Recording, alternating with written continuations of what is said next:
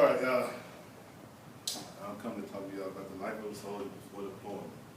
Now, most people know or have known somebody affiliated with the military at some point in their life. And most people want to know, what goes on during deployment, after deployment, and before deployment.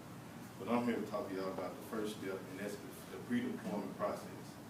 And strictly, deployment, the definition that comes from the military is that it refers to activities required to move military personnel and materials from a home installation to a specified destination.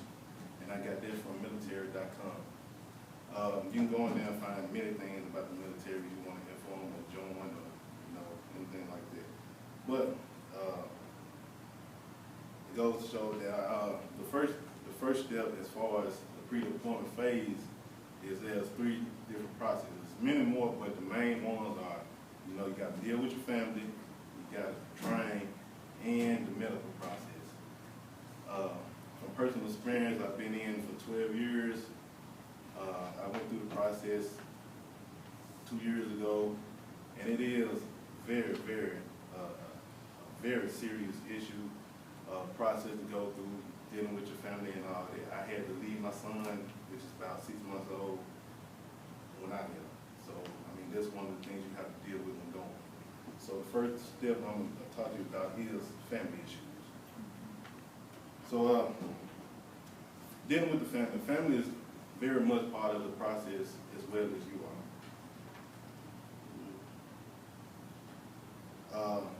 I am. To quote Dr. Major Winstop, he's a doctor of psychology. As of June 2008, there have been 1.8 million deployments, and over 1 million of them a service member left behind a family member.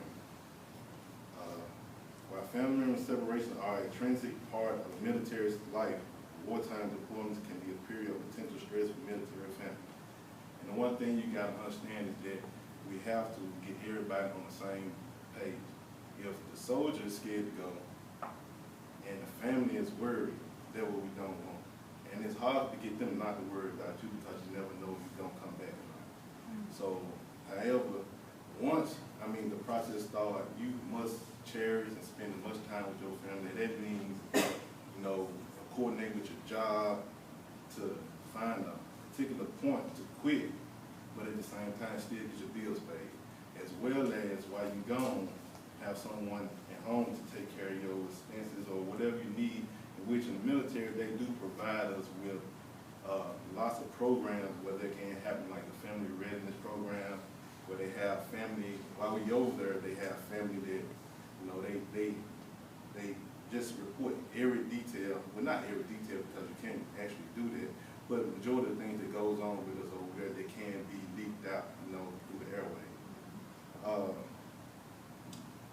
As far as, families are very much to iterate on that. Family is a very major part in that process, and try to make them not worry, not, have any issue financially, mentally, anything like that, and we try our best to, incorporate that in the training and all that, which I'm going to talk about later.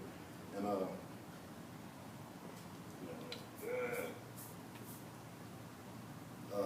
as I was explaining in my introduction, I did have my first child. I had to leave him 6 months, and that took a toll on me.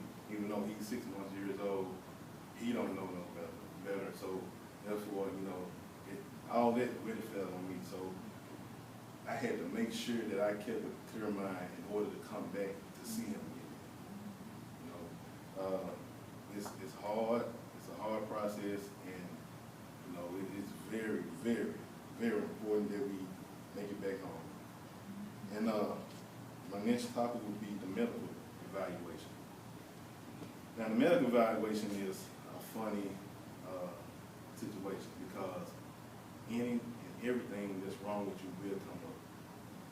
They're going to make sure 100% that you are able to be mission capable, meaning that you are able to perform your duties overseas, as well as save somebody, and the #1 mission overseas in war times is to make it home. We go through series of shots,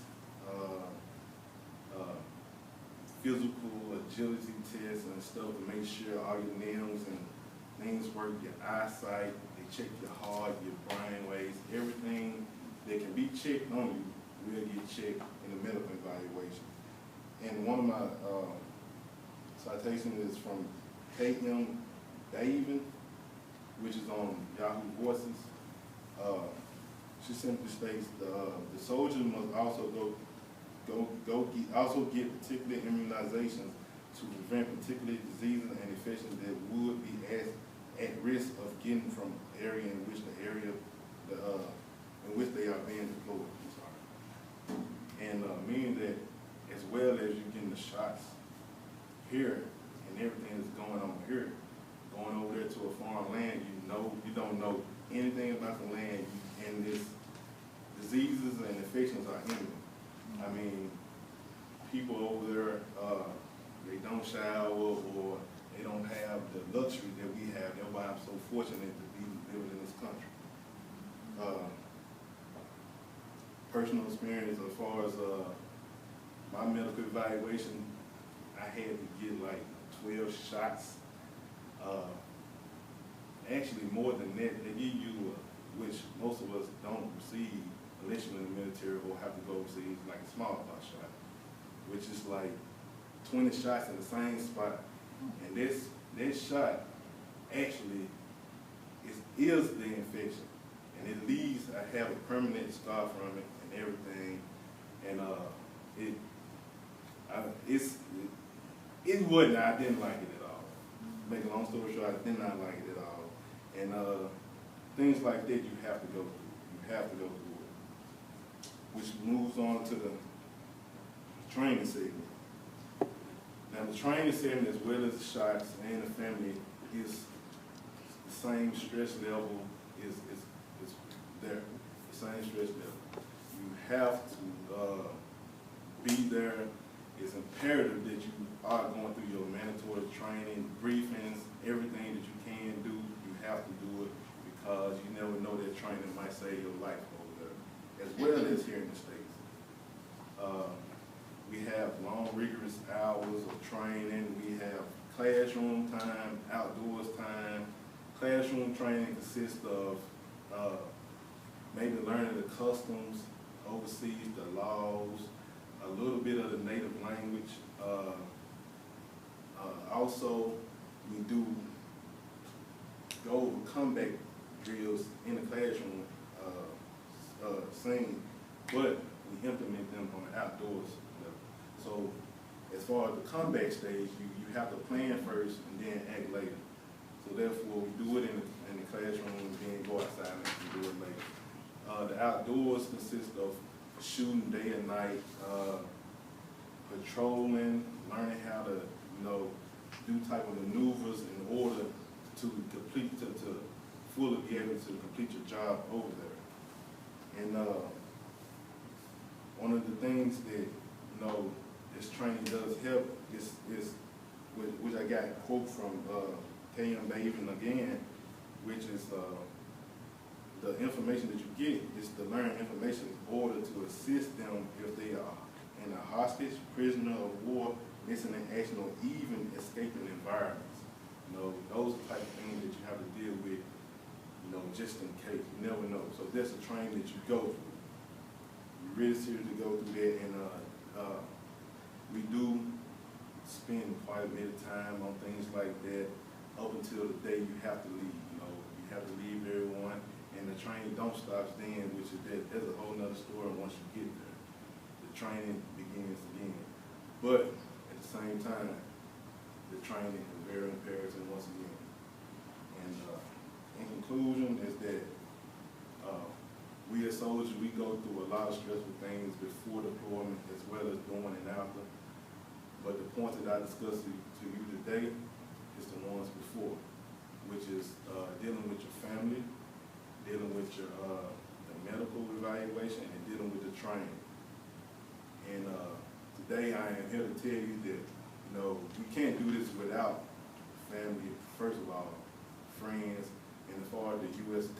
countries, U.S. citizens, which is y'all, that plays a big part of our lives as far as supporting us to go overseas, because, I mean, you know, somebody have to do it,